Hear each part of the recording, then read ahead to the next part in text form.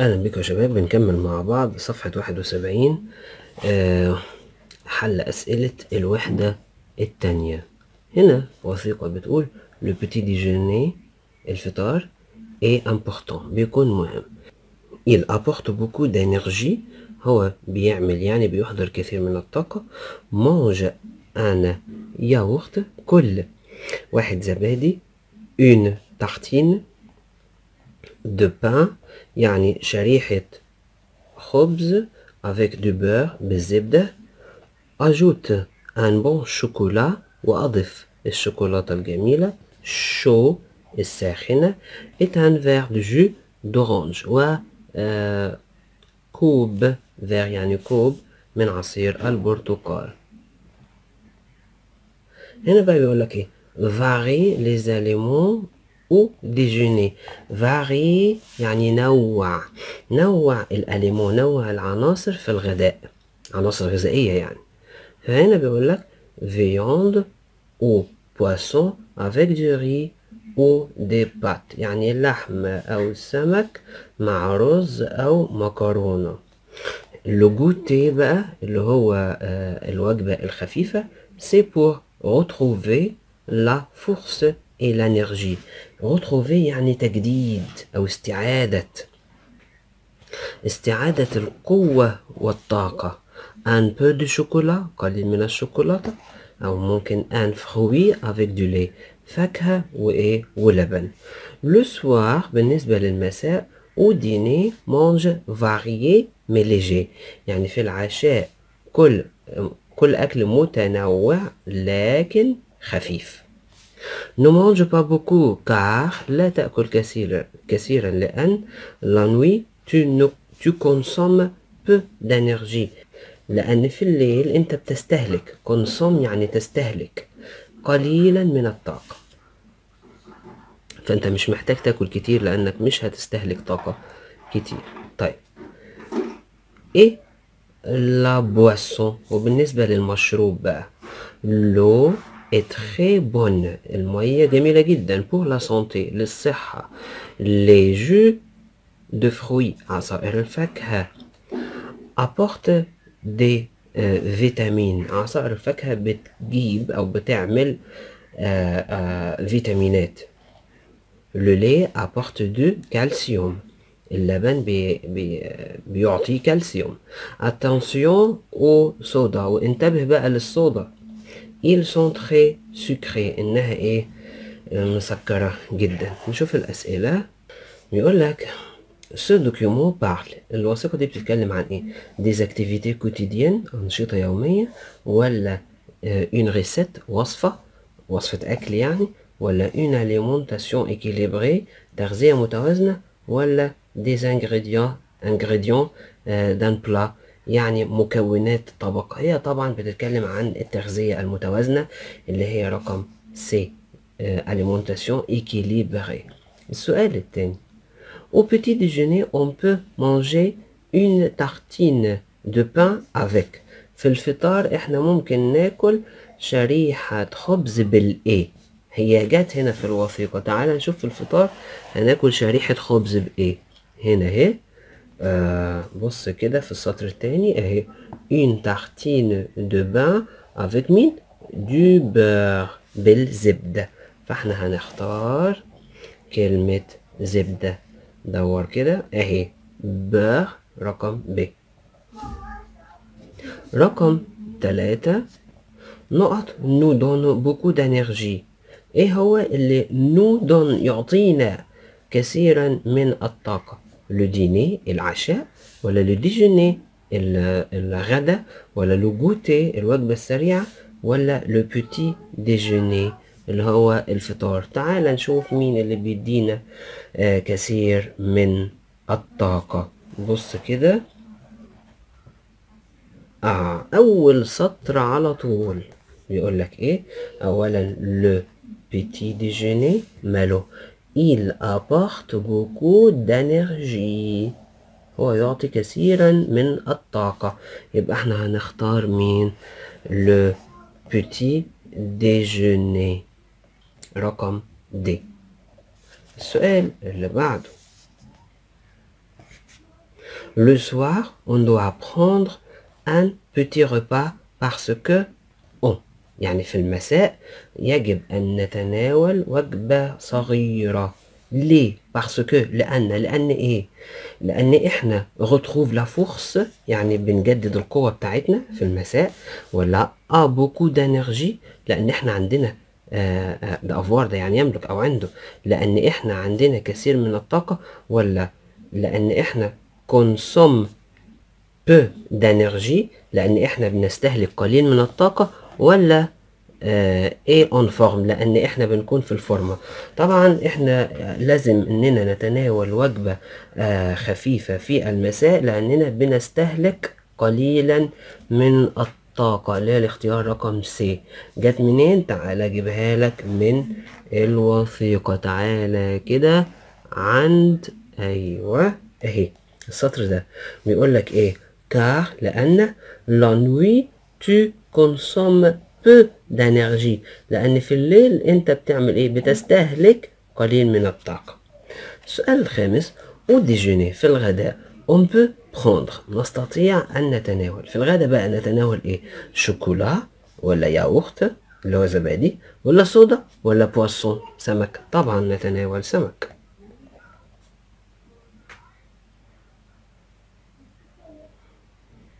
طب هل هي جت في الوثيقة؟ جت. تعالى كده نشوف في الجزئية بتاعة الغدا. بقول هنا بيقول لك ايه بقى في الغدا؟ نوع العناصر الغذائية، تاكل ايه؟ لحم او سمك. طب سمك جت في الاختيارات يبقى هي دي اللي نختارها. طيب نيجي للسؤال الأخير. On doit faire attention au soda يجب اننا ننتبه للصودا. كار لان هي ايه يا ترى؟ il apporte des vitamines لان هي بتجيب فيتامين، ولا سي تري سكري انها مسكره جدا، ولا il apporte du calcium هي فيها كالسيوم يعني، ولا سي تري شير لان هي غاليه جدا؟ لا، لان هي مسكره جدا. الاجابه رقم ب. شوفها في الوثيقه، بص كده في السطر اللي قبل الاخير والاخير اهي. بيقول لك هنا attention انتبه للصودا. مالها الصودا؟ ils sont très sucrés انها ايه؟ مسكرة جدا. نيجي للوثيقة اللي بعد كده وهي vous cherchez un bon restaurant près de chez vous يعني حضرتك بتدور على مطعم كويس بالقرب منك او بالقرب من منزلك. تعال نشوف الوثيقة بتقول ايه. بتقول voici des avis de quelques clients يعني ها هي آراء بعض الزبائن. بيقول لك si vous aimez manger asiatique يعني ايه asiatique؟ يعني اسيوي. ايه اللي جاب اسيوي في الموضوع؟ يعني عايز يقول لك لو عايز تاكل اكل اسيوي من اسيا il faut connaître le restaurant le بالي رويال يعني لازم انك تكون كونيتر عارف المطعم اللي اسمه لو بالي او باليز رويال يعني القصر الملكي، ده اسم المطعم. نقطتين بعد كده وبيقول لك ايه؟ هيشرح بقى. بوف سوتي. ايه بوف؟ لحم البقر السوتي المملح. كريفيت جمبري. ايه كريب وكمان كريب de riz كريب رز. tout est délicieux كله لذيذ. le service est très rapide الخدمة هناك سريعة جدا. et en plus le patron nous a servi un dessert gratuit وكمان علاوة على ذلك en plus الباترون اللي هو مدير المكان ماله؟ أعطانا خدمة ايه؟ حلوى مجانية يعني الحلو اللي بعد الأكل ده مجاني. طيب ده مين اللي قال كده؟ توما أندرو. طيب شوف اللي بعده بيقول لك ايه بقى؟ لو ريستوران لو شاليه دو بارك المطعم اللي اسمه شاليه دو بارك est très joli et la vue sur le parc est magnifique يعني والمطعم ده جميل جدا والمنظر على المنتزه، يعني الطلة أو المكان الموقع بتاع المطعم بيطل على المنتزه. مانيفيك، المنظر رائع.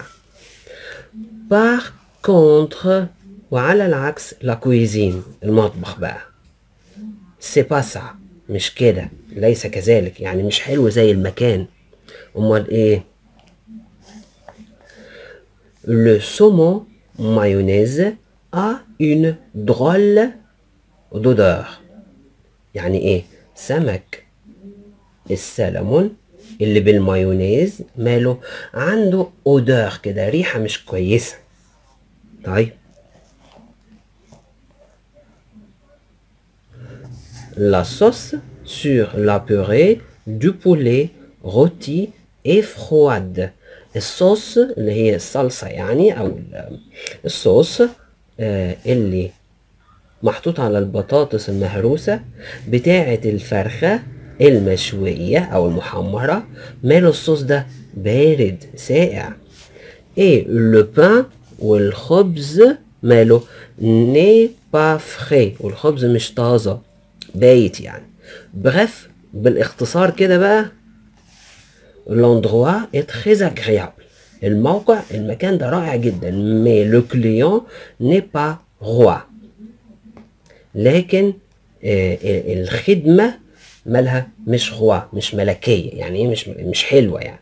خلي بالك ان كلمة كليون يعني زبون، بس هنا قصده معناها خدمة الزبون، وكلمة روا يعني ملك. خدمة الزبون كده ترجمتها بقى، خدمة الزبون مش ملكية، يعني مش حاجة خرافية كده درجة أولى، لا، مطعم طلع أي كلام يعني. مين اللي قال كده؟ صوفي مارتان. تمام.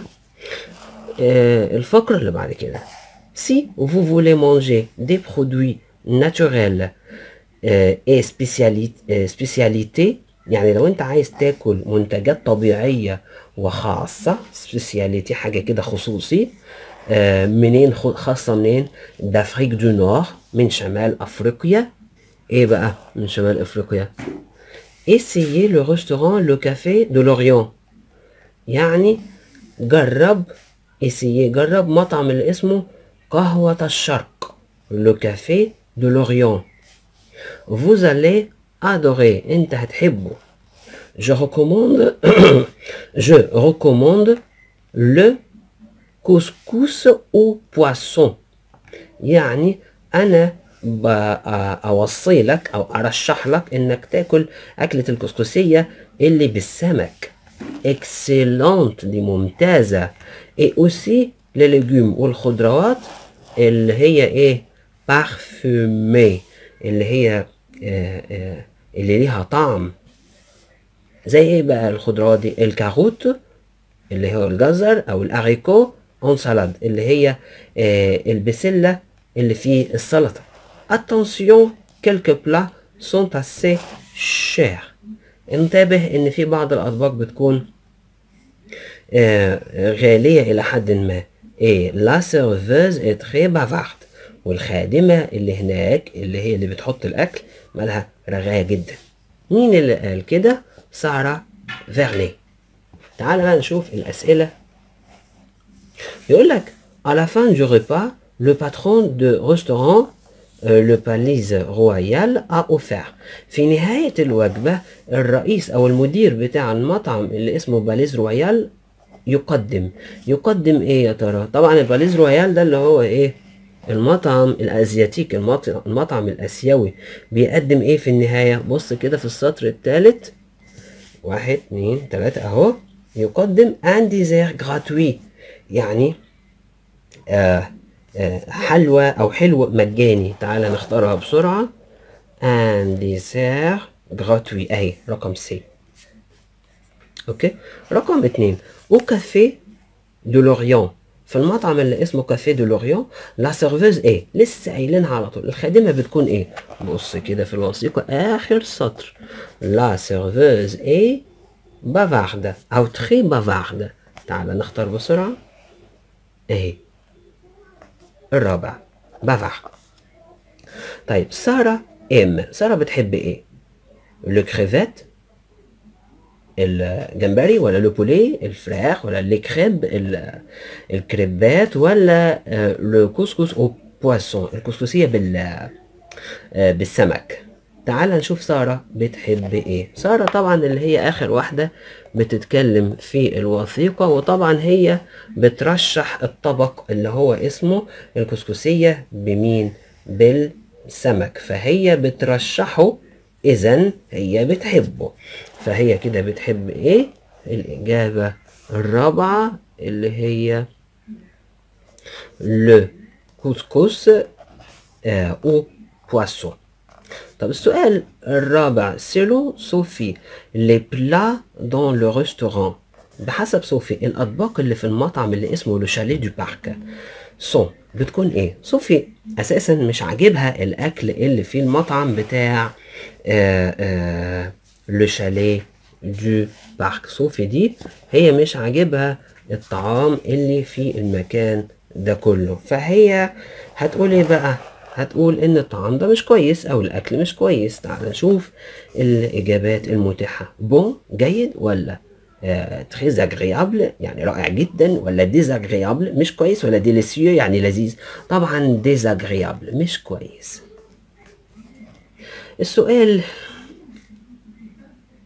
السادس، لا عفوا الخامس، او ريستوران في المطعم لو باليز رويال، في مطعم القصر الملكي. في مطعم القصر الملكي on peut prendre نستطيع أن نتناول إيه بقى؟ نتناول دجاج ولا كريب ولا بسلة خضراء ولا دي كاروت جزر؟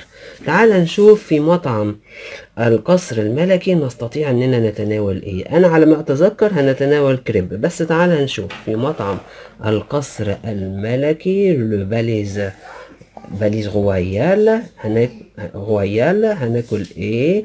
هنا بقى ممكن نتناول، بص كده اهي كده، بوف، ممكن كريفات، ممكن كريب. تمام، ايه اللي عندنا منهم؟ عندنا منهم كلمة الكريب، هي دي اللي نختارها. تمام، هنختار كلمة كريب او دي كريب. السؤال الاخير، او كافيه دو لوريون، في مطعم كافيه دو لوريون سارة فوا كو لي بلا سون. سارة بتشوف ان الاطباق دي بتكون ايه؟ شير ولا ترو شير، غالية ولا غالية جدا، ولا فروا ساقعة ولا جراتوي مجانية؟ تعال نشوف سارة بتقول ايه على الاطباق. بص كده، سارة بتقول ان الاطباق امشي معايا كده سطر سطر. وزالي ادريج ريكوموند كذا كذا يوصل الاطباق بتكون اسي شير. وهنا يا شباب عايز اقول لكم على حاجه، يعني طبيعه السؤال مختلفه شويه عن ما هو موجود في الوثيقه، علشان كده احتمال يكون في خطأ في كيفيه كتابه السؤال. هنا بيقول لك ان ساره بترى ان الاطباق ايه؟ غاليه ولا غاليه جدا ولا بارده ولا مجانيه؟ طبعا هي ساره هنا ما اتكلمتش على سعر الأطباق، ولكن اتكلمت وقالت بعض الأطباق بتكون شير غالية، بعض الأطباق مش كل الأطباق. طيب هنا لما يجي لي في السؤال كان المفترض يقول لي إن بعض الأطباق، أروح أنا أختار كلمة شير، ولكن أنا هنا في مواجهة ما بين في الوثيقة كلمة كيلك بلا أهي، وفي السؤال عندي كلمة لي بلا. طيب أنا هعمل إيه لو جات لي كده في الوثيقة في الامتحان؟ أنا هختار على طول الإجابة اللي موجودة عندي في الوثيقة. الوثيقة بتقول لي إن بعض الأطباق بتكون إيه؟ أسي شير، غالية إلى حد ما. خلي بالك كلمة إلى حد ما يعني تخو شير يعني غالية جدا؟ لا طبعا. طب نختار بدلها ايه؟ القريبة لكلمة إلى حد ما، كلمة شير، غالي والى حد ما غالي، قريبين لبعض. اما كلمة trop cher غالي جدا ده موضوع تاني ما نختارهاش. تمام. طيب كده برضو خلصنا الفيديو بتاعنا، ونكمل في حصة زوم ان شاء الله يوم الثلاث الجاي.